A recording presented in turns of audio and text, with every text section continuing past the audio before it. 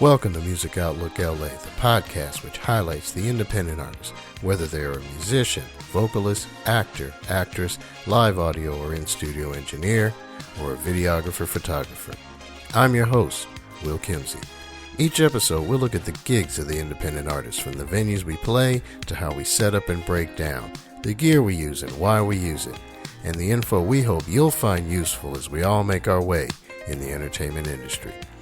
Music Outlook LA is brought to you by KimZ Entertainment LLC. Go to kim-zentertainment.com to find out what they're doing for the independent artist. KimZ Entertainment LLC. Independent entertainment done independently.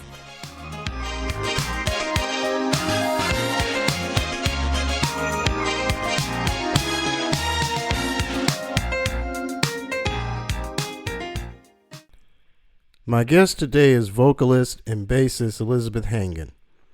She's been a working musician for over 30 years in Southern California and is also a private instructor of both voice and bass. Her styles include jazz, American folk, blues, pop, and rock. I first met Elizabeth at a venue called the Mixx in Pasadena, California last year, where we both have performed, and I found her show to be quite enjoyable. Today we're going to discuss her career during the pandemic as well as her previous gigs, some of the gear she uses and why she enjoys using those pieces, and along the way we're going to pass along to you folks some helpful information that should help you be better indie artists. Without further ado, ladies and gentlemen, this is Elizabeth Hangan. Elizabeth, how you doing, my lady? I'm doing well. Will, just, enjoying this kind of overcast morning. It's a nice change of pace from waking up to 80 degrees, by 9 o'clock in the morning. So, right. Just enjoying the nice change of weather and season too, because fall is coming, and so I'm looking forward to that. Exactly. For those of you who are outside of the good old city of Los Angeles, California, there's a R&B band from the 90s that called Tony. They had a song called It Never Rains in Southern California. Yes. That's, there you go. That's kind of, I guess you could call it a misnomer, because it does rain. Not often, yes, but it does rain. So it does. So, hey, Elizabeth, why don't you tell us all about yourself? Who is Elizabeth Hangan, and what do you do? Well, okay, so Elizabeth Hangan is a native Californian, Southern California. I've never lived in another state. So I'm Southern California, born and bred. I come from a musical family, which includes, not only mother, father, but grandparents, aunts, uncles, and cousins.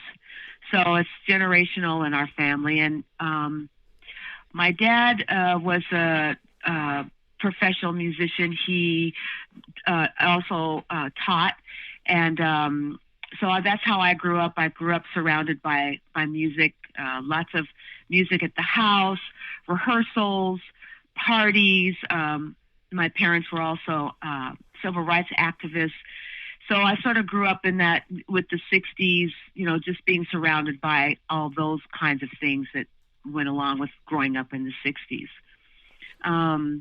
And I, of course, now I'm a musician, and at some point, I guess I just decided that was my career, regardless of what day job I happened to be working at the time, which I worked for one company for 18 years, like a lot of musicians, working a day job and playing music at night.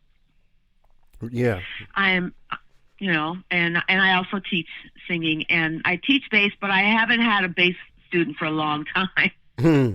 Yeah, I understand. So when did you first start your singing and playing the bass, speaking of those things?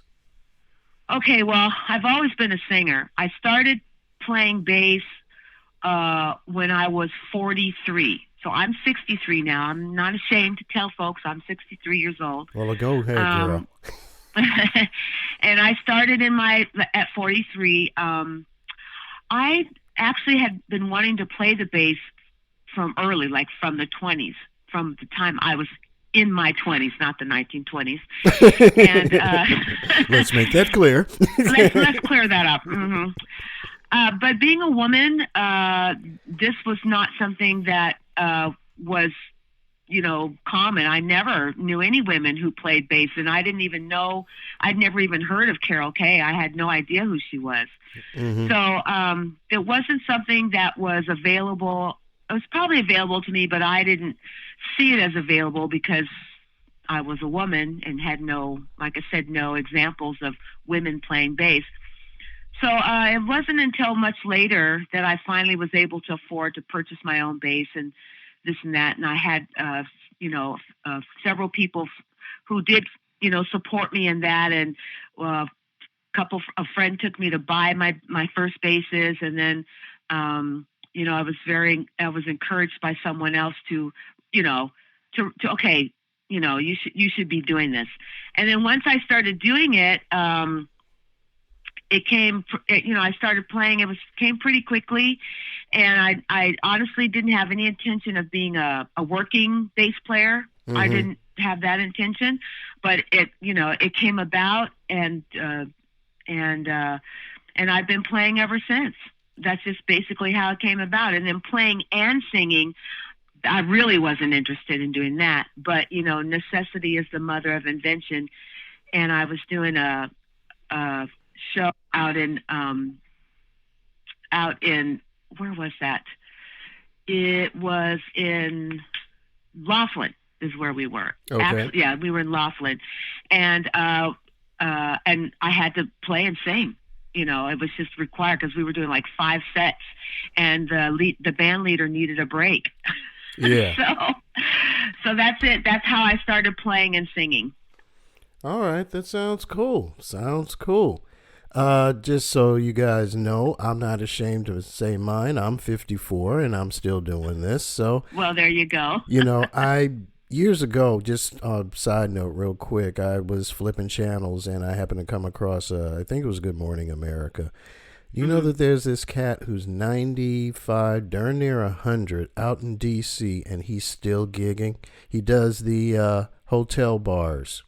Wow. At the high-end hotels, like your piano bars at like your Ritz-Carlton's kind of places, that kind of thing. I'm like, that's going to be me because I'm going to outlive all y'all. But I think that's something we all aspire to.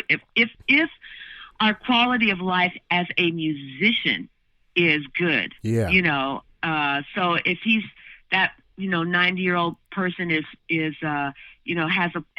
playing these bars and doesn't have to load a bunch of equipment, can just walk in and sit down, or someone is there to help that person, and can just play or sing whatever without a lot of the stuff that you go through sometimes, as being a musician, then yes, people can perform for years. As long as the quality of your musical life is good. Exactly. Yeah, this guy, he's just a straight piano player, so he only plays where there's a piano. And right. I forgot the hotel he plays at. Like I said, it's a high-end one out in D.C. area. But he just goes and he plays, he does his set, then he goes home. There you go. And he goes home and plays some more music. And he's strictly a jazz standard guy. So all you're going to get out of that gentleman are nothing but standards, which I love. I'm a standard head. I was raised on a lot of different types of music, and jazz and straight ahead was one of my influences. So speaking of which, what were your musical influences growing up? The things that led you to what you're doing now? So, well, as you know, I stated, my dad was a musician, and my mother too. So, in my house, well, let me just say this: I come from a biracial marriage. My mother's white and my dad is black. Mm-hmm. So my musical influences were everything from gospel to My Fair Lady. There you go. I was a big Julie Andrews. I'm still a big Julie Andrews fan, as well as Aretha Franklin. Moms Mabley. I love comedy records. So I listened to a lot of Moms Mabley and Bill Cosby growing up. Right. My mother used to have the radio on all the time, and KPFK was a radio station we listened to a lot at the house. But so my mom, she listened to classical music, and I wasn't allowed to listen to any pop music at that time. It wasn't allowed in the house. But I had babysitters, and my babysitters would bring over, music. So I had one babysitter, Violet Ponder, she's the one who introduced me to Brazil '66. Okay. And then there were kids who lived across the street. They're the ones who introduced me to Motown. Okay. And then finally my mom gave in, and I was able to start listening to, KFXM, which was the main radio station in San Bernardino where I grew up. And I had a transistor radio, and I would go to sleep with that thing under my pillow at night. So now that's dedication for you right there. Yeah, yeah. So what was your first professional gig then?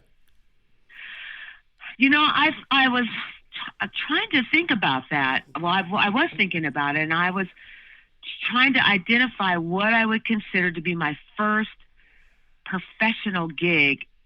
And probably, I don't know, I guess it depends on what your definition of professional is. I guess if it's not paid, then it would be probably somewhere in my teens, doing a local talent show at school with 3 girls. We did a version of Let the Sun Shine In and Aquarius. We did a version of that. And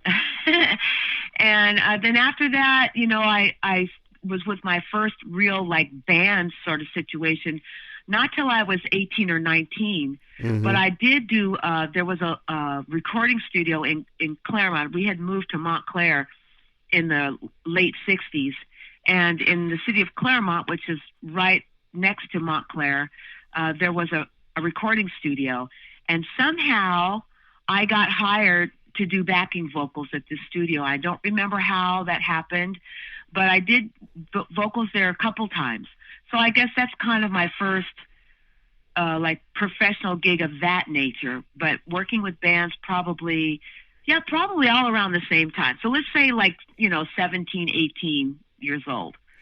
Okay, so you got a lot of experience coming up, leading you up to right now. So speaking about all your performances and things, where were you performing prior to the pandemic we're currently in? Ugh. I know. Ugh is right. Yeah.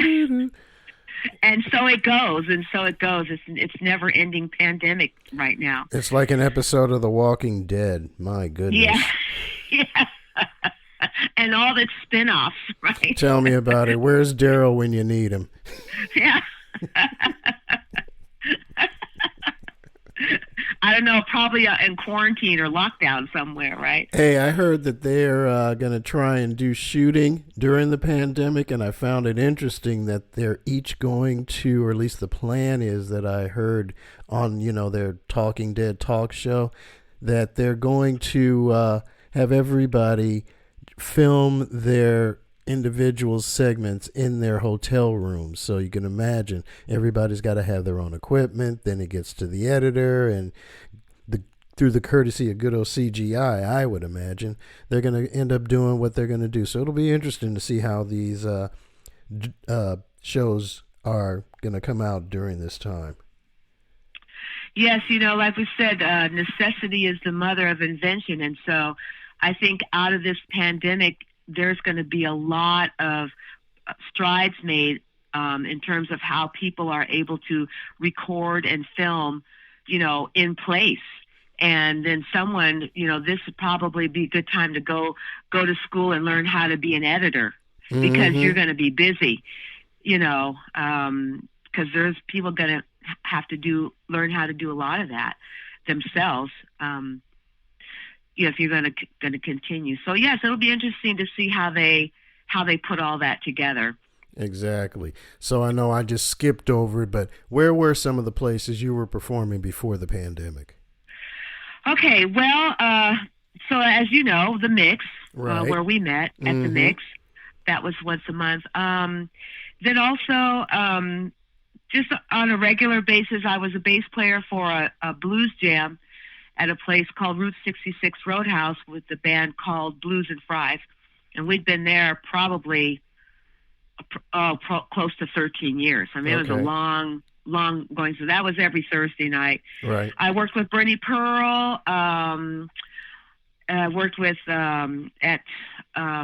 I sang with him some of his shows, some park shows last year, and let's see. I worked with the Scorch Sisters when we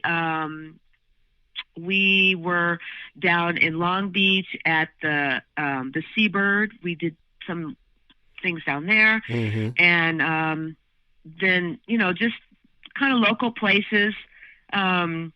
Lester Lands, I was playing with my friend Lester Lands. He was doing a gospel brunch every second Saturday. Okay. So I was playing bass for him. That was a lot of fun. So just local places around town.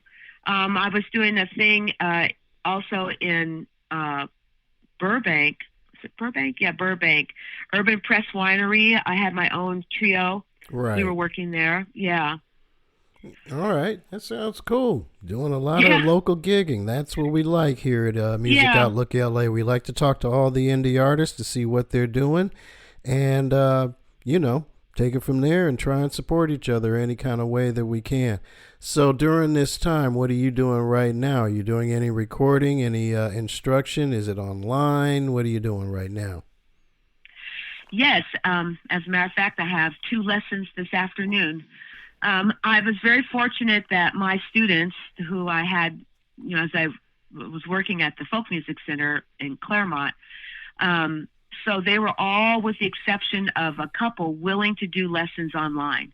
I was very, very fortunate because these are people who had not done anything online. So we were all learning.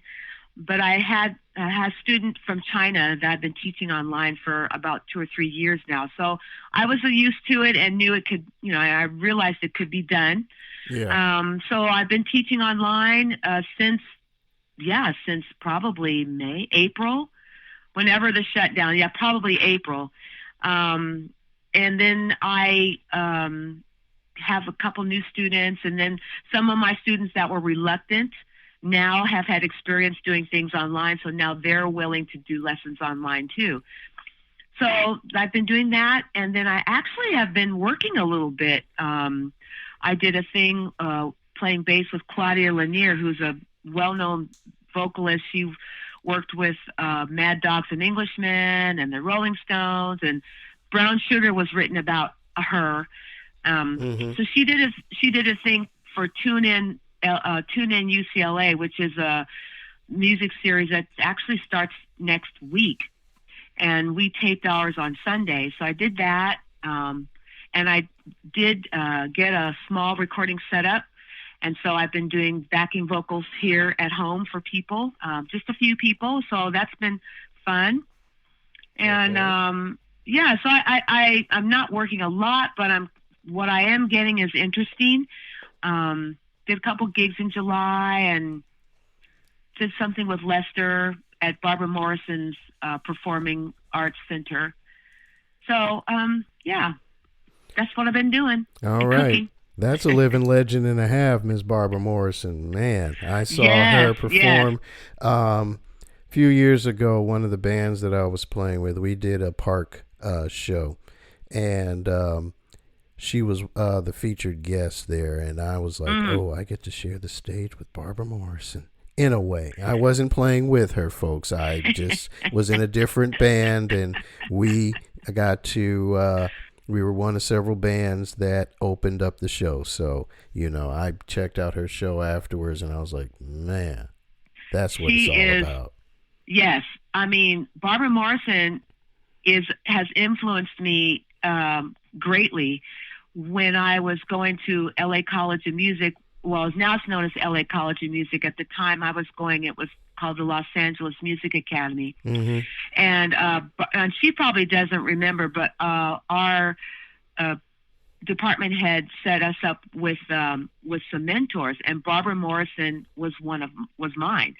And so we got to go see her perform and just spend some, not a lot of time with her, but she was very generous.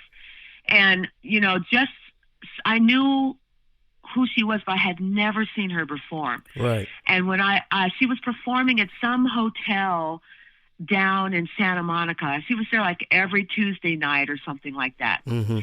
So we went down to see her, and I was like, wow, this is it. This is, it. She just, her approach to singing, her approach to, the way she engages her audience is like everything that I love. I was so enamored with her. I actually came home and wrote a song because of that. She just inspired me to do that. But her performance style, everything, that's like quintessential to me personally. Like that's the kind of performer that I aspire to being. Someone who is very relaxed on stage, and when you see her, it's like you went over to your friend's house and you're sitting down and you're having a cup of coffee and some food or whatever, and it's just like a whole night of this wonderful conversation.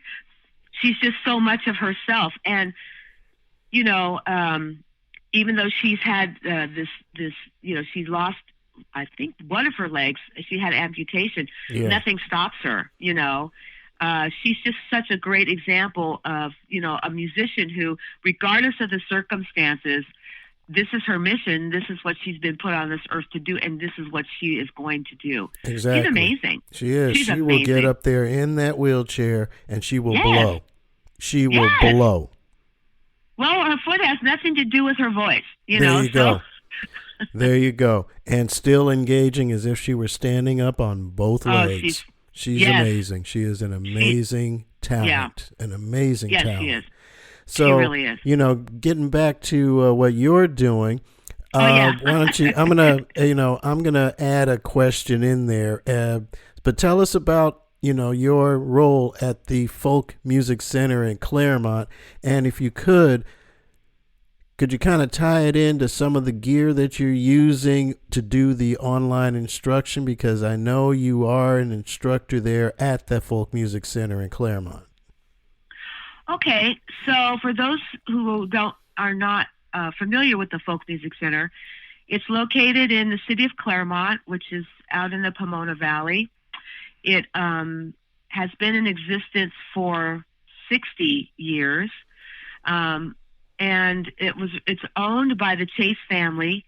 And my connection goes back to childhood because my parents were very good friends with Dot and Charles Chase, who ran the Folk Music Center for, that they were one of the originators of it. Mm-hmm. And so their daughter Ellen and grandson Ben Harper own it now.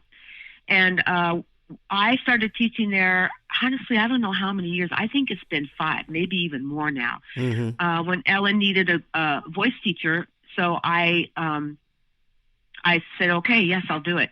So the only thing I use there at the store is the piano. Okay. That's it. And that's basically all I use. Here at the house, I have a very old Ensoniq 1, which I got from a friend of mine, and this thing is probably 30 years old, if not older. The battery has been changed twice. But that's what I use here at home for teaching, and just Zoom, an iPad. That's it. Or my, some other tablet that I have. And that's all I use here for teaching. Nothing more fancy than that. That's it. Oh, that's good. In the podcasting world, when I was starting this, I was trying to make sure that I could cover all the different ways that I could record the show.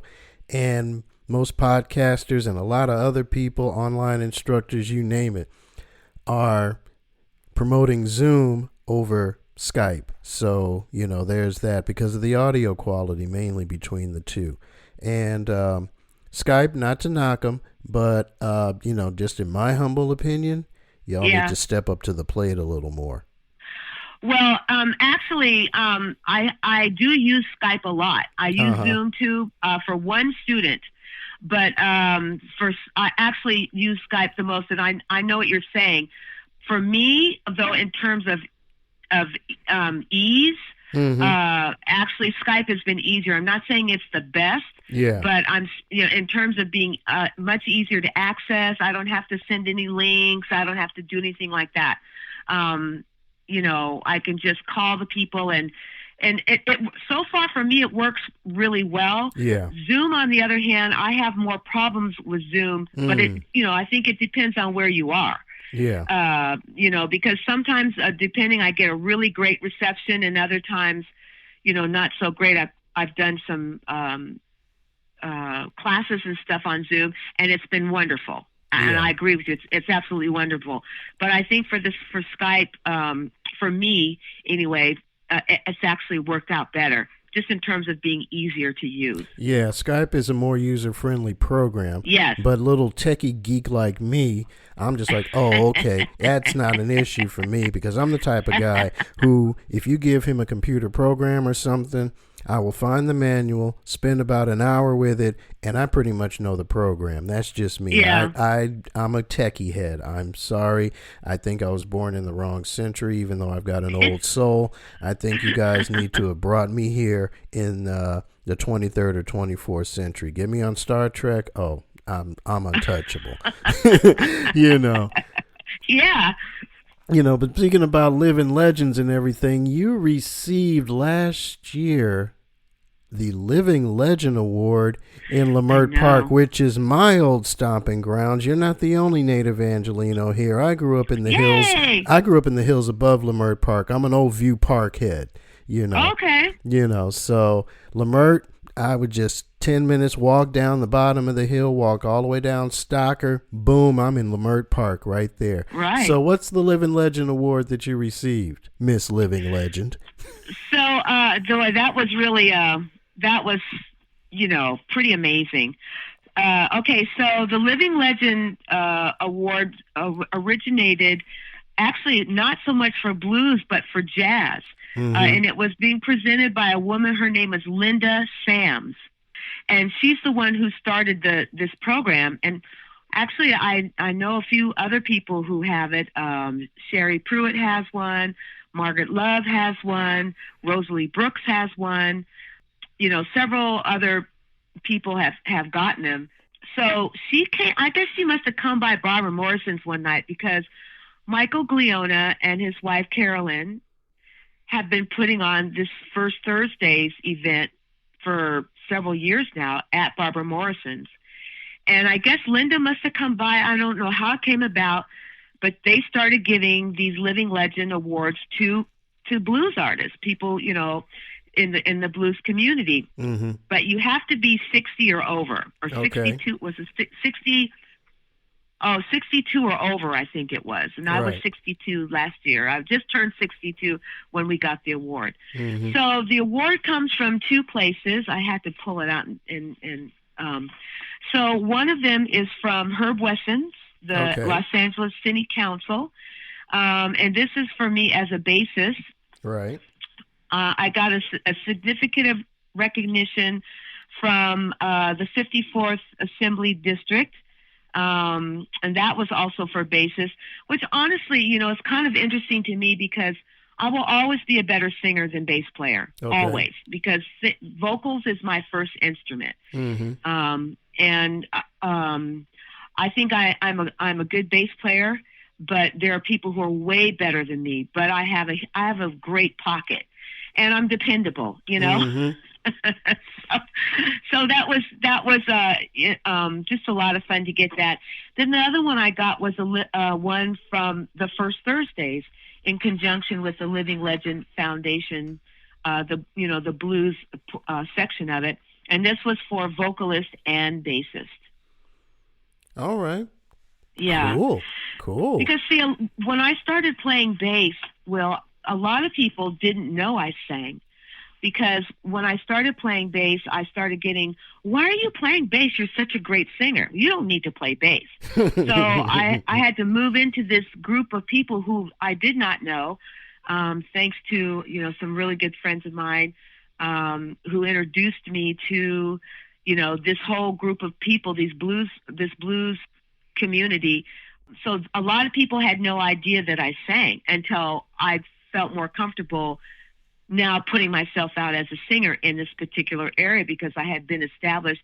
Now people knew me as a bass player. Mm-hmm. So a lot of people still think of me as a bass player, but because I started singing more now, done my own shows as a singer without my bass and both, now I'm known equally, as both now.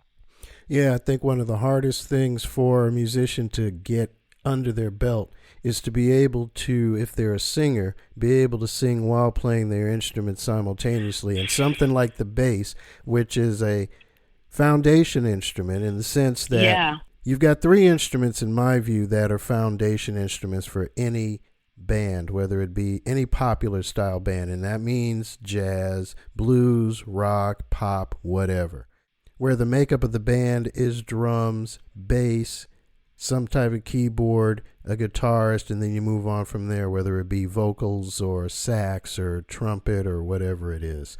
But the three instruments that are the foundation, that set up your pocket, that keep you grounded and rooted, are the drums for your rhythm, the bass for the bottom, and keyboards to lay down your chords. And to me, as a keyboard player, I had a devil of a time trying to figure out how to play and sing, because even when I was taking lessons, my right hand would just take off and my brain would keep up, but my left hand was just like, you're going too fast. So not only did I have to get the two hands synced together to be able to do what I needed to do, but then throw vocals on top of it, because although I'm not playing at the church that I'm a musician at and I'm the director of music for, a lot of times I have to, all the time I have to sing. So I had to be able to handle all of that. So I just, congrats to anybody who's able to do both. Yes. And trust me, I know what it takes to be able to do both. Some people, it just comes naturally. Others, like me, have to work at it. Me too. Me too. So why don't we just jump right to this one? Your gear. What's some of the basses or the microphones you like to use when you're performing or recording or instructing? Okay, so for instruction, I don't use any microphone. It's just whatever's on the tablet. Right. Okay, so for my recording equipment, which I just purchased this year in January at the encouragement of my friend Phil Gates, who helped me purchase everything. So I bought a Focusrite. I think it's called the 2i2. Yeah, it is. I guess the that's Focusrite. Yeah, that's a 2i2. Yeah, the 2i2. The 2i2 interface. Little red box. Little red box.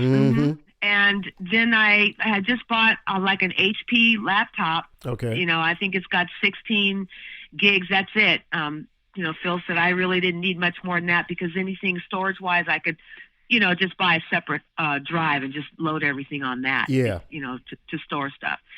So, I'm very low tech. I don't have a lot of money to spend towards equipment. So my stuff is kind of, it's not max. It's not, this is, what I can afford. So, that's it. I'm fine with that. Yeah, which most of us are doing right now anyway. So there you go. Yeah, right. Before, when I first started, I was using this Electro voice microphone, and I don't know the number. I just know it has a square head. It's square.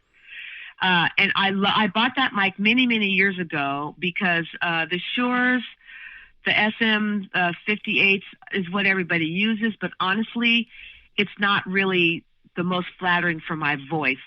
But I noticed that every time I took it out, sound people would freak out, so I just stopped spring in it around. Mm. But I did use that for recording initially, and it was great. I got great sound with it.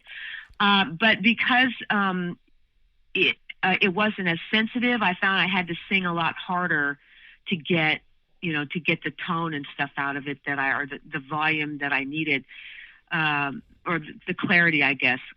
So I finally was able to purchase an actual, the recording mic, and so I wound up getting an AT2020, and I got that because it was just, I was on something on Facebook, like a singer's something on Facebook, and some singer was asking for recommendations, and someone said, "Oh, I used the AT2020," and then all these people went, "Yeah, that's one I use too. Yeah, it's really, real good, really good, really good."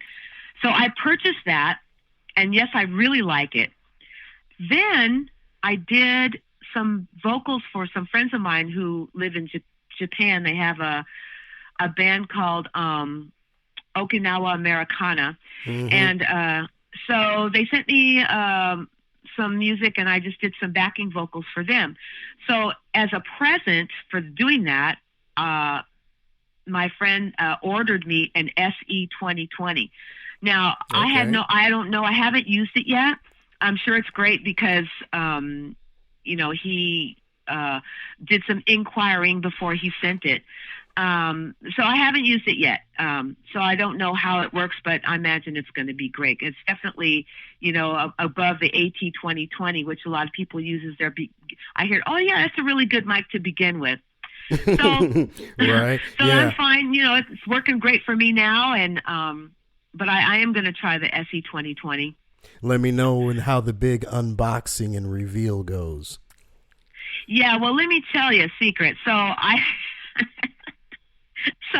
when I got the AT2020, well, there's a story with that. But anyway, well, they came at the same time. I didn't know my friend had ordered this other one for me. So anyway, so when I took the AT2020 out, it wouldn't fit on my mic stand. Like I didn't know how to make it fit. Right. So I was like, oh man, what's wrong? I don't know what's going on with this. So I called Phil and I'm like, I got my microphone, but what's wrong? I can't make it fit. Do I have to? Oh, I asked him, I said, I have to go get a different microphone stand.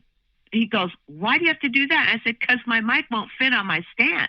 He told me you have to unscrew a little thing inside. I didn't know. I didn't know. So I'm just telling, for those people, I got no shame because I don't know these things. And so I'm happy to ask and happy to say that when you get this equipment, if you've never unboxed it and set it up, there are maybe things that you aren't going to know why they're there, or how to make them work, and that's what happened with me. So I laughed about that for a long time. Yeah. I've had a few moments like that where I unbox something. I'm like, oh, but the video said you did, and then you look at it, and it's always something really simple that you forget to do, and it's like, duh. Well, I don't mind. I mean, I wound up, through that, I went online and, I was doing all the stuff. And then Phil told me because they set it up to also for European measurements as well. So that's why that attachment is inside. Yeah. Those Euro measurements get me every time. It's like, okay. Yeah. Sometimes I actually have to go online and find a conversion chart. It's like, oh, I've got that in my bag. Yeah, well, that's good that you have all that at your fingertips, because I just got stuff that'll fit in one of my mini wall sockets here at the house. Okay, so after that, what do I have? Okay, I told you about the Focusrite. Told you about my microphones. I got my headsets. I think they're AKG headsets. Those are good headsets. Yes, they were on sale, so I bought them. Always go for the sale, folks. Always. If you have little money, look for the specials. Right. And only get them from authorized salespeople. Yeah. Yeah. Amazon does not have everything you need, and sometimes they're not always authorized to sell you some equipment. Right. Yeah. If there's a link on their page that leads you directly back to the manufacturer, you're good. Go there. But otherwise, cross your fingers if you're going to do that. But do your homework. Just do your homework. So I'm sorry, you were talking about other equipment that you have, your headphones. You left off with that. I think that's everything for my. And then for my speaker, I have just like this little JBL speaker that plugs in, which I think I got when I purchased one of my phones. It's like a Bluetooth speaker, and that's what I have. And then I have a little alto speaker too that I have connected to my keyboard. So that's it for my recording equipment. And got a little sound thing, one of those little portable booths that sits up on the microphone stand, and a windscreen. So I got all that happening. There you go. I've got all of that stuff too. Alto is a manufacturer that I think pretty much is a Guitar Center staple. Yes. Yeah. I've got a Samson, which is their competition, Sam Ash staple when I was first getting equipment. It's just a little 4-channel mix, actually, 6-channel, and I hate the way they do these channels nowadays, where I'm old school. You tell me you got a 16-track mixer, I expect to see 1 through 16. Not get to the last 4, and they be 10, 11, 12, 13, 14, 15. I got that numbered wrong, but you get the point where you're splitting the channels. I'm like, okay, split. Yeah, right. and paid for that, right? So you're not even getting a full 15 channels. There you go. Exactly. Because, my mixer, I'm using a Behringer mixer. It's a Xenix X1222 USB. So I'm running everything through and I'm using the mixer the way I've got it set up now. I am using the mixer just primarily after it goes through my audio interface. I'm a Behringer head. But, they do the same thing with this too.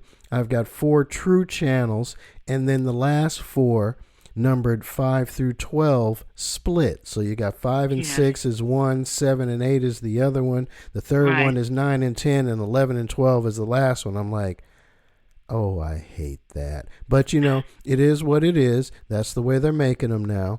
But I just, old school.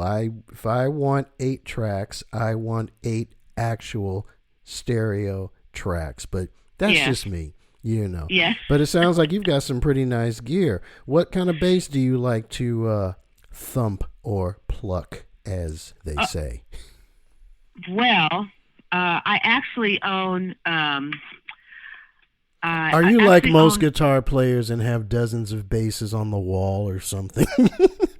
Well, they're not on a wall. We don't have the space here, but I own 5 basses, and I just purchased an acoustic Sunlight bass because this gig that I did with Claudia, she wanted an acoustic bass, and I don't play upright, so this is a new addition to my bass family. I have a Fender Precision, which was my very first bass that I purchased.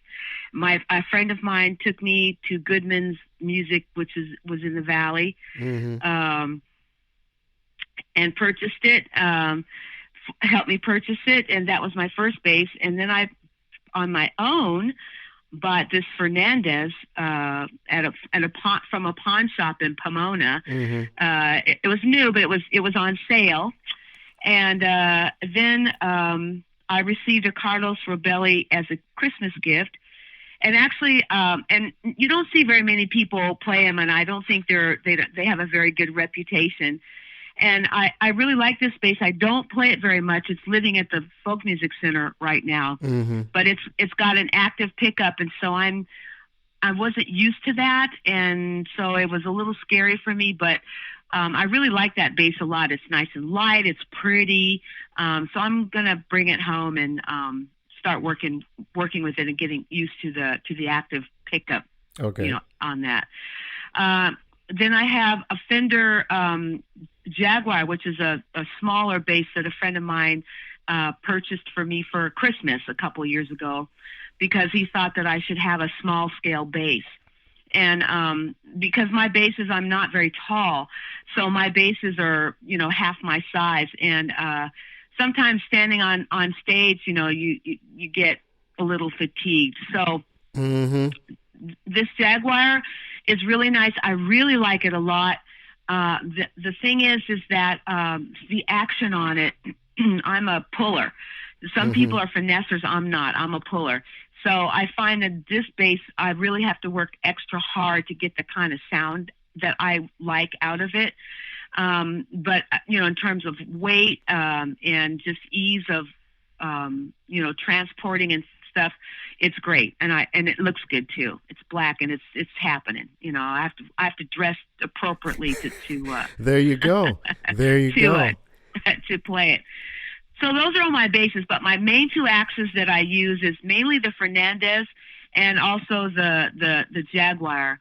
My first Fender, I need to get it set up. I purchased it all those years ago, and I never had it set up. Never. And now that I'm getting older, my fingers, I should get it set up now, and it'll be a little easier to play. So when you talk about setting it up, the fretboard needs work on it? I mean, I'm just an amateur bass player, so I only know a few terms. I'm strictly a keyboard player. So when I say set up, and I'll just tell the truth, I don't know that much about setting up either, because I've had one of my basses set up, and that was the Fernandez, and a friend of mine took it to have done. So I don't really know what all is involved, but I know it has to do with the strings, like the distance between the strings and the neck. On my Fender, there's a big distance. So some bass players, if you look at their neck and their string, there's not much distance between the neck and the string. Right. Some people like them, like it a little closer. I don't, because I always wind up distorting my sound. So I like my strings just a little higher than probably some people do. So I know it has to do with, where your strings are in proximity to your neck. Also, whether your neck is straight or not. And there's probably some other things, involved in that too. But honestly, I'll be honest, I don't know. Right. Well, I know that the thickness of your strings has a lot to do with the playing and the sound you get. Some people prefer certain types of strings. I understand they come in a certain weight, just like drum heads and drum sticks. And the same thing for keyboard players, too. The different manufacturers' action is different all across the board. I'm a korg guy. Every keyboard that I have, with the exception of maybe 2, because you have 5 basses. I got 7, I think. I have to count there you go. I've got like 8 keyboards, all together. And my very first keyboard was a korg, old school DW6000. I've got an 8000. My main one is a Chrome 88 keyboard workstation. I just got a Cross, which is 61 keys. I do all the chord changes on the bottom one, and the top one I do strings, horn lines, and solo on it, and what have you. So I get it. I get where you're coming from when you're talking about setting it up, because like you're saying, the distance between the fretboard and the string is a certain height. Some people like it further away. Some people like it closer. And like you said, in your case, you don't like it so close because you end up distorting when you put your finger on the fretboard and get ready to hit that note with your right hand. Yeah. And some people, I like medium strings. My bass teacher was Lynn Davis, who now lives in Austin, Texas. And she used to get instead of a 40 G string, she used to get a 50 G string, Mm-hmm. so that it wouldn't feel like so thin, because you've got your thick, you got your your strings, your E and your A strings, which are thick, especially your E string if you're doing a four string setup. But I can never find a single 50, so I have to settle for 40. I wonder if they have to be special ordered or something. I really don't know. Like I said, I'm a keyboard player, so yeah, I don't either. I learned from my guests as well. So there you go. Yeah. I was just throwing that out there. Hey, I got a little funny story for you too. I am an amateur bass player, and it started in high school. I've always played piano. I've been playing piano since I was 5 years old, and we were in orchestra. And, you have a wide variety of musical styles from your various family members influencing you. Same with me, come from a pretty big family and all that. But I was classically trained, and we were actually working on Fiddler on the Roof. It was my senior year, and I won't forget it. And the bass player, who is a good friend of mine, played in a band with me back when we were in junior high. He was out sick. So my teacher knew that, when it comes to music, I'm, pretty good at it, I guess. So he looks over at me, and I was doubling on piano and clarinet and bass clarinet. And he says, "Will, the guy's not here." Okay, his name is Kogi. Kogi's not here. I need you to go play bass. I'm like, how the heck am I? And it was a stand-up. And like you, I'm a member of the 5.5 foot and under club, okay? Oh. I mean, for the longest, I was 5'5", buck and a quarter soaking wet, Yeah. I finally managed to make it to 140, and that's still not big. Get a good strong wind on me, and I'm still blowing through like I was hit with the winds that go through in Chicago in between buildings. Having lived in Boston for a number of years, going to college up there, to Berklee College of Music, you get in between those buildings because the buildings are real close, and you get a good wind. I know in Chicago they call it the Hawk. Boston gets those same kind of winds. I would get between those two buildings, and I'm like, oh, I got to hold on to something. I'm about to get blown down the street like a piece of trash here. Come on now. But I'm short, and the bass, of course, is like 6 feet tall on a stand-up. Yes. And don't put the floor peg out, because then I'm like, I can't reach it. Plus, I got to sit on a stool. And he just looks at me and he says, 4 strings, fretboard is chromatic. There's an intro book. Get the other book. Let's do this. I need to hear the bass. So I'm like, but what if I can't get all the, he's like, just give me the whole notes. I just need to hear the tonic. I need to hear the root. Okay. So that was my intro to bass. And next thing you know, I'm like, I should have been a bass player. But that I'm going to get back into it and take my lessons in one of these years. But I was just like, the bass is bigger than me. So I was just saying that to say I relate to that, I can definitely relate. I mean, playing a piano or a baby grand or something, I used to have to have either a pillow or some sort of a booster seat so I could see over the piano at a lot of times, I was just like, man, the music industry is not kind to us short people, is it? No, I had problems buying straps when I first started playing the bass. I wasn't accustomed to the weight of the bass around my neck, just having to hold the bass up. And so I started looking for straps that would be more supportive of the, and there was somebody had built a strap or something that I forget how it hooked up. And I'm going to tell you, Will, it was only made for men. I would have had to taken that thing in and had it completely redone. Because and even now, a lot of the straps and stuff are basically, made for men of a certain height and weight, that sort of thing. So yeah, I think people like us who are not 6 feet tall or like that, we should have our own line of stuff. Yeah, it took me forever to find a keyboard stand where I could actually see over everything, because when I used to play standing up all the time when I would gig, and I had a 3 keyboard stack, and the company that made the stand was an Ultimate Support.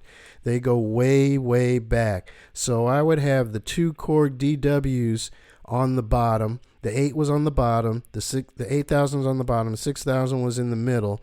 And then I actually took a little Casio and I ran it through an effects pedal, a chorus pedal. And those Casios way back in the day. And yeah, this was one of those Casios that you got at Fedco. Yes, okay. Yes, my favorite place. I love Fedco. I miss Fedco. You know, for those who don't know, Fedco is like today's Costco or Sam's Club. You know. But you had stamps. Don't forget stamps. Oh, and you also had the deli on your way out from the one. I went to the one that was on La Cienega, and my dad would always get us those little beef knishes. I love those things. Or the pizza, or they had popcorn. Anyway, you know, I had the Casio, and I hooked it up to an old Boss chorus pedal, just to give it some kind of thing. And the keys, you know, are like microscopic on those things. Yeah, they are. But, you know, that was my rack. And to go from the normal size keys to this itty bitty thing and try and do some kind of a solo or something was challenging, but I did it. But you could hardly see me in the audience. So I would have to, if I was in the back and the band leader wanted me to face forward straight, you couldn't see me. They're like, who's that back there on the keyboards? You know, but recently, within the last, I'd say 3 years or so, thank you, Guitar Center, they've got, like they have the Alto. One of their other lines is Pro Line for stands and such. And Pro Line actually made a 2-tier keyboard stand where I can actually sit down on my keyboard bench and be able to see over the keyboards and be able to make eye contact with the band members. I was just man, that's like cars. They don't make cars for us 5.5 foot and under folks. Cars are made for people because the average height is 5'8" and up. 5'8", 5'9" is average. I'm like, I saw a study because the strap, you know, the safety belt strap, right? I don't know how it fits you, but it's always right up against the side of my neck.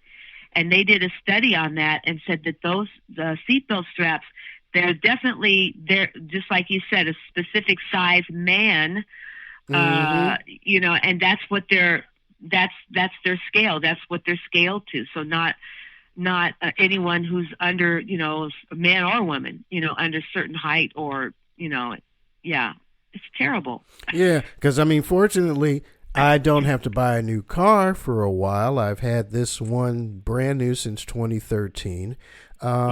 You know, it's my toaster, little Scion XB, you know, bought it new.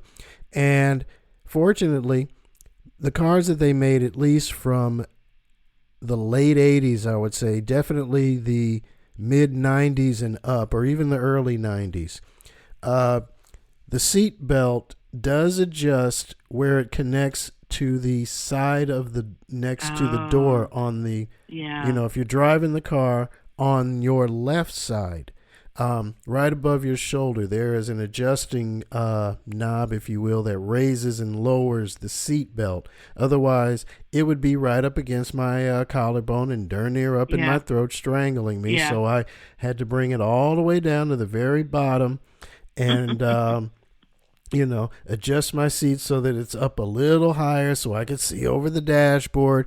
And then, I'm sorry, I'm a leaner, so I put the seat back a little bit. And yeah, I do get the old school 70s drop in the top, digging in the scene with the gangster lean look in a Scion. I cop a lean. My left hand is on there and my right arm is on the armrest there, and I'm just like, okay, yeah, it depends on what I'm listening to, but yeah, I nod my head. And Yeah, I'm an old guy and I still believe in booming. So I do Yeah. respect the neighborhood when I get into it. And my wife is like, "Well, turn it down. We're home because I live in the suburbs now." And it's like, "Oh yeah, that's right. I got to turn the music down. I can't have it blasting."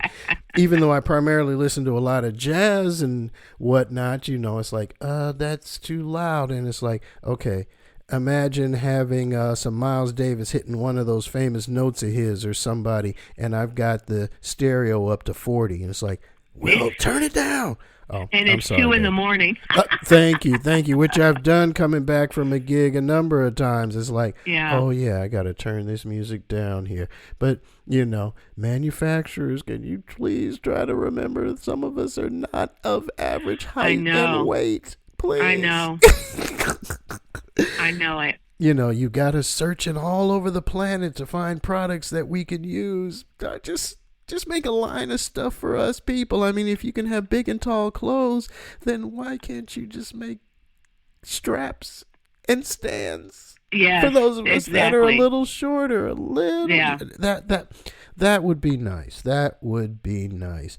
Oh, I wanted to ask you, or at least touch on this. You had mentioned about the Shure microphones. I find that the Shure microphones work better for live performance than they do for recording. Oh yeah. Well, I'm not even crazy about it for live performances. I mean, I use one. I have one. I have a 58. The SM58. The SM, but it's the Beta. I have the Beta. Okay, that's what I have. Yeah, and they're okay, but for me, they work better if there's a sound person involved. Tweaking them and doing this and that and other. But I use it. I have one, but it's not my. I don't love it. Right. So when you're up on stage, which mic do you go to? The what'd you say? The AV? My EV. I don't even take it out of the house anymore because it's when if there's a sound person, they start freaking out because it's not a 58, and then so I just I don't keep it in my gig bag anymore. I keep it here at home. Yeah. But honestly, when I purchased it. I tried out a bunch of different mics, and to me, that one, just the EV really just brought out the best parts of my voice. I appreciate it a lot, but it just was not practical. Like I said, when I take it on gigs and stuff, and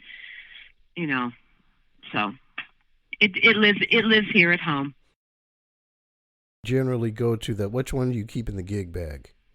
The 58, the Beta. Okay. All right. The Beta's in the gig bag. Yeah. We all have a gig bag. Mine is, I've got like 2 gig bags. You don't have half as much gear to bring, because when I do a gig with my band, with Les Musique, this doesn't have its own equipment, then, because I've got all the gear. I've got the 15-inch speakers, I've got the mixer and all the audio, I've got the mics and the cameras and everything, because I'm doing video too. And then I got to bring my keyboards and everything else. So I'm like, I look at all that stuff and I'm like, man, I should have been a flute player. And then I say, oh yeah, that's right. I do play that a little bit too. So let me not, say I should have been, because every time I think about a smaller instrument, I'm like, oh yeah, I've played that one too. Yeah, and then you probably would wind up buying some equipment to boost it. So that doesn't even, hold water there. There you go. Next thing you know, I'm like, honey, I need to get more, because I'm looking to get another microphone for my camera. I'm like, I'm going to get this thing. The mics that I use, I bought a lot of the gear from between Sam Ash and Guitar Center, and like you, I'm a bargain hunter and didn't have much money, but I knew I needed this equipment. So I went to their store brand at Sam Ash, if you will, which I said is Samson, Samson, and they've got some nice mics if you tweak them just right. So I've got 4 of those. 3 I use for the band. 1 I've had for a long time when I first got my gear, about maybe 10 years ago. So I like the Samsons, And for recording here, I use Rode, Rode. I've got a couple of those mics, two NT1As. They're primarily for singing. And, and the funny thing is, I was setting up for a recording. It was also the big unboxing. Yeah. So I just connected everything, and I turned on the mic, phantom power, of course. Yeah. And got it all plugged in, whole 9 yards. And I did the complimentary testing, 1, 2, 3, 1, 2, 3. Had the headphones on, and I'm like, oh my God, this thing sounds nice and rich. Then my wife was actually singing. We were laying down some demos for some stuff so I could, use it to help write, because she writes lyrics and things too. She's quite a creative person. But, I had that, and I'm like, oh my God, this sounds so rich. And then she went to sing through it, and I'm like, ooh. No wonder everybody's like, yeah, I see that now. Yeah. But, the Rhodes never leave the house. Yeah, they will never leave the house. I have the gig mics and I have the recording mics, and there's the gig laptop, then there's the recording laptop. So like a lot of musicians, there are pieces of equipment that just don't go anywhere. You just don't do that. You just don't. Yeah. Let's go to some advice. Okay. For the indie artist that's out there, whether they're a beginner, in the middle, or they feel they're at the top of their game, what advice could you provide to them, to vocalists, maybe your students who might be listening, bass players, performers in general? What would you say to give them that little boost if they needed it? Wow. Well, the first thing I would say is pass on what was passed on to me by one of my instructors when I was at LA Music Academy, Los Angeles Music Academy, because I went back to school at age 50. So I was an older student. There weren't many instructors. I was older than almost all my instructors, with the exception of a couple. And also just, wondering if I was good enough or this and that and the other thing. And she said, just remember that you are enough. Yeah. You're enough. That your experiences and, the education and this and that, it's enough. It's enough to start to, or continue or to, reach out, in other directions if that's what you want to do. But just remember that, you are enough. Because what happens is that you're going along, you're working on your singing, your bass playing, your songwriting, whatever it is that you're learning to do, or whatever it is that you're interested in doing. And then you start meeting people and they go, well, you know what you really ought to do? You ought to, do this and you ought to do that and this and that. And I have found that had really put me on this, I waited way too long trying to do this and do that, when in fact, really, I was enough. Yeah. I had enough, and I know people who have less who are doing things, so that's what I would say. I would say just know that you are enough. And listening to your previous, this morning I was listening to your interview. I'm sorry I forgot the gentleman's name, the one who recorded you and your wife. Oh, Nick Price. Yeah, Nick Price. Oh, darn, I just lost my train of thought. Oh, darn it. I'm sorry. I just forgot what I was going to say. This will happen when you reach a certain age, and I've done it myself. I do it often. It's true. Yes. It's true. You are enough. Yeah, I guess that's mainly it, that you are enough. And, a lot of my students, a lot of the people I work with, they're not in the business. I have vocal students that are close. I have 2 vocal students that are in their early 80s, and they are taking voice lessons for the first time. And one of them, she is very active in this huge ukulele group out in the Pomona Valley. They're recording, they're filming, they're doing all kinds of stuff. Yeah. So, just remember that you are enough, and, to start where you are. Because sometimes when you're reaching out, it's good. You should have goals, definitely. But a lot of times where you are, there's plenty going on right where you are. And, what determines whether you're professional or not, to me, that's really your decision. One of the things Nick, and I'm paraphrasing, that at least the meaning he was trying to get across from that episode, maybe I can help jog a memory or two. Haha. Yeah.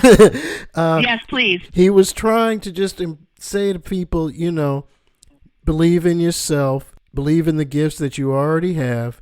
Yeah. And we'll take it from there, because he gives voice lessons and everything too. So he will deal with the shy student or whatever, and you gotta dig and help that person to find themselves sometime. Or I do remember I asked him, and again I'm just cutting to the chase about it, what do you do when you're dealing with somebody who really thinks they're all that in a bag of chips? And it's I heard that. Compliment, Exactly, But, some people you have to tell them, come back down to earth a little bit, because I'm sorry, it just popped into my head, and not to get on a tangent or anything, but I have worked with the most humblest of people as well as some of the most arrogant. I hate to use the word, but there are singers out there, and I'm not knocking singers, I love all y'all, but there's some that just believe the sun and the moon sets on you because you're the lead singer of the band. No, it doesn't. You just lead the song. You're still one of the members of the band. Your voice is your instrument. You are the storyteller, yes, but just because you're the lead singer doesn't mean anything, because I told this to a guest before. For every person that is auditioning for a show, there are 10 people waiting in line for him to fail that show so they can get the gig. Yeah. Well, that's a whole, and what you're saying, I agree with, but I would just say this, and actually it's a whole different conversation about how vocalists are looked, and I know that's not what we're talking about now, but there is something to that. There is some reason for that, and you saying, that you are a member of the band just like everybody else. To me, that is exactly the way a vocalist should be treated. But again, that's another conversation. But he was right in that. It's never, in teaching, it's never about the lessons. Mm-hmm. It never is. There's always something more to it. And when it comes to music, because it is so tied, you are tied to it emotionally.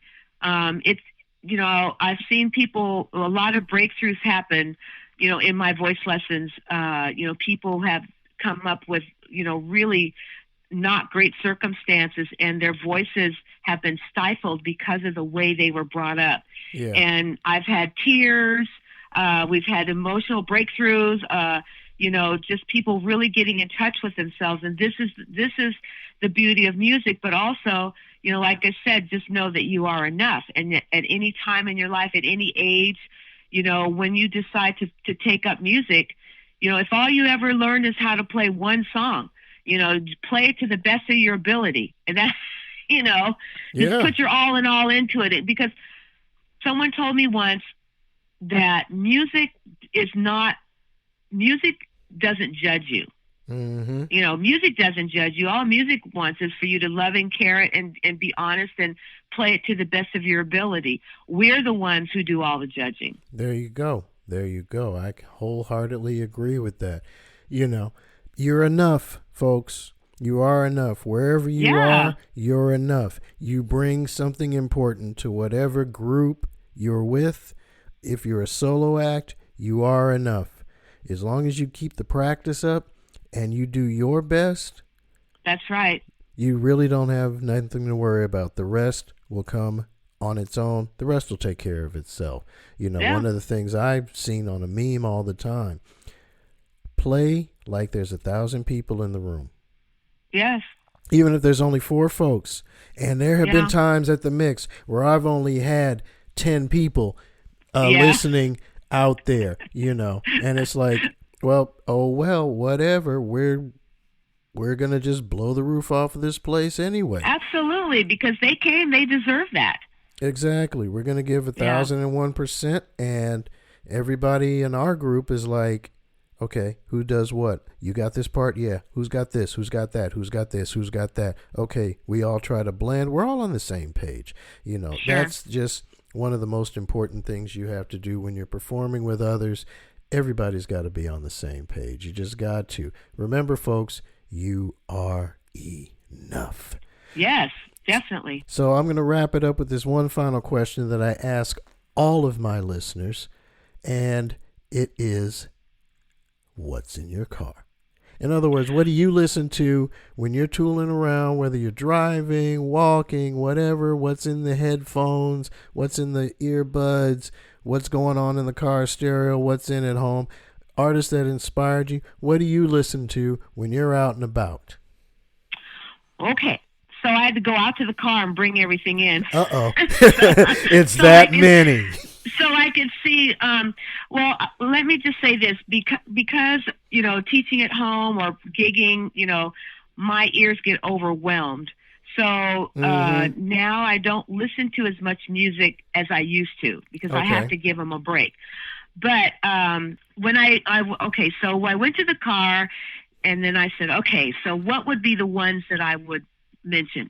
So when I'm traveling, one of my CDs that I play, and when I'm traveling, I play CDs over and over. I don't play like a lot of, I play the same ones. One of them is Jimmy Vaughn's Strange Pleasure, which I love this entire CD. Okay. Vocally, arrangement-wise, instrumentation. There's just so much in this CD, and I never tire of it. I always hear something new when I'm listening to it. The other one that I love is Tanya Maria. You know who she is?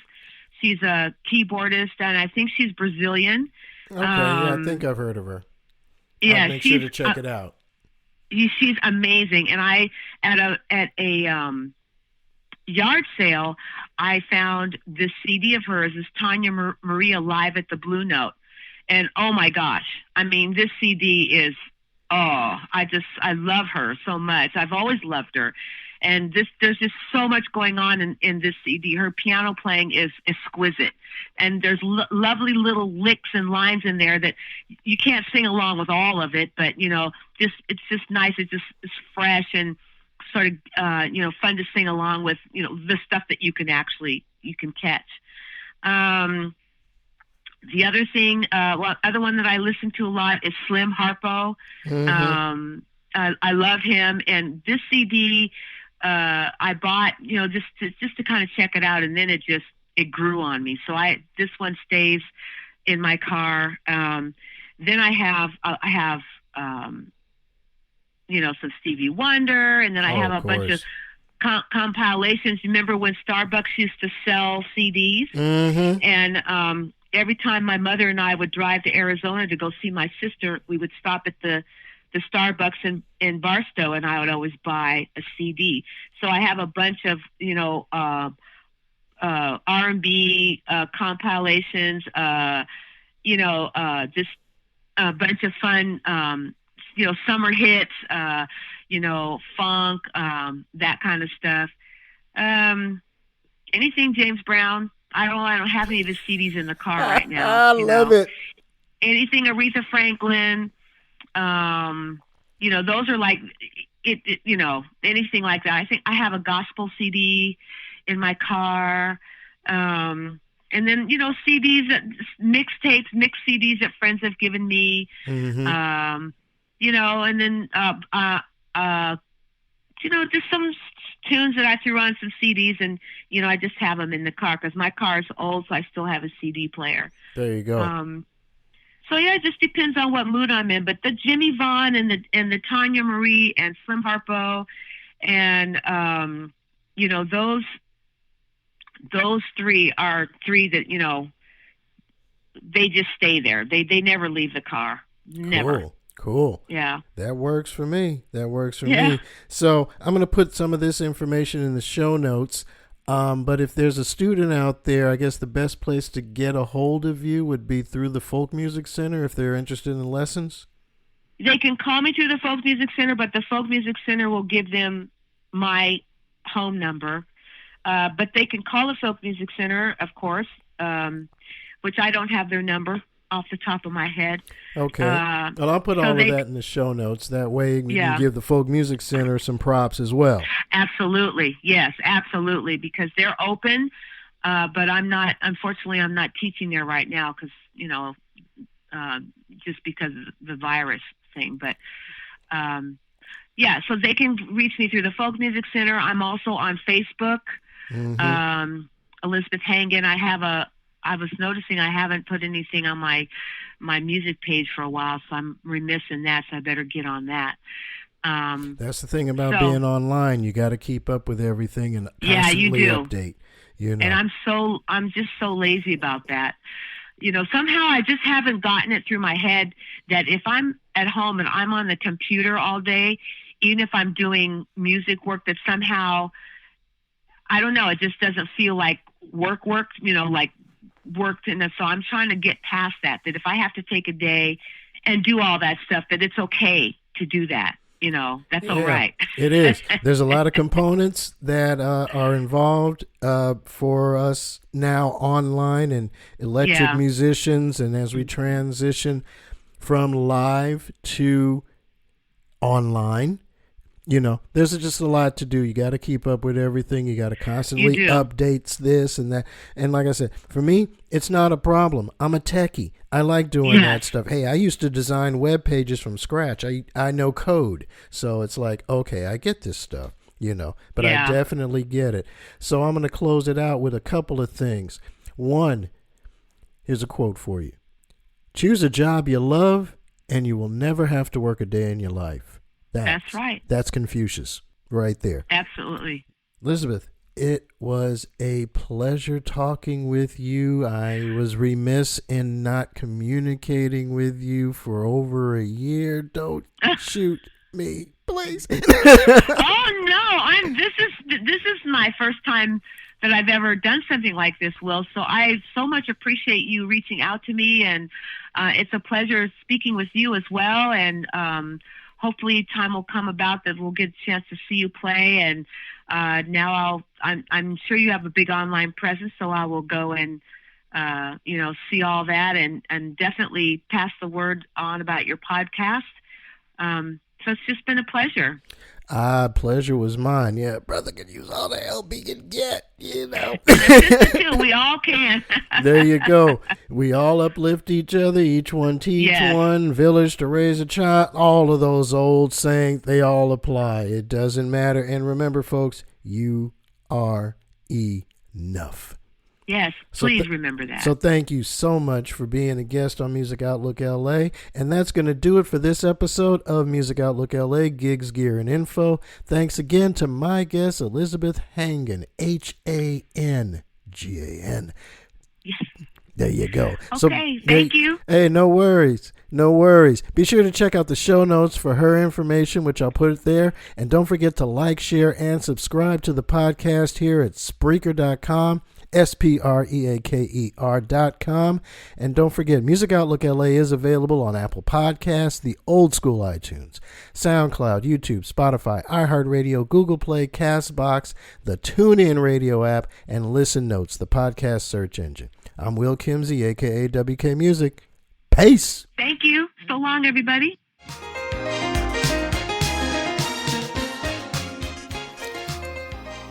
This podcast is both brought to you and produced by Kimsey Entertainment, LLC. Music Outlook LA is a copyrighted broadcast of Kimsey Entertainment, LLC. The views and opinions expressed on this show are not necessarily those of Will Kimsey or Kimsey Entertainment, LLC. Any rebroadcast, reproduction, or any other use of this product without the express written consent of Kimsey Entertainment, LLC is strictly prohibited.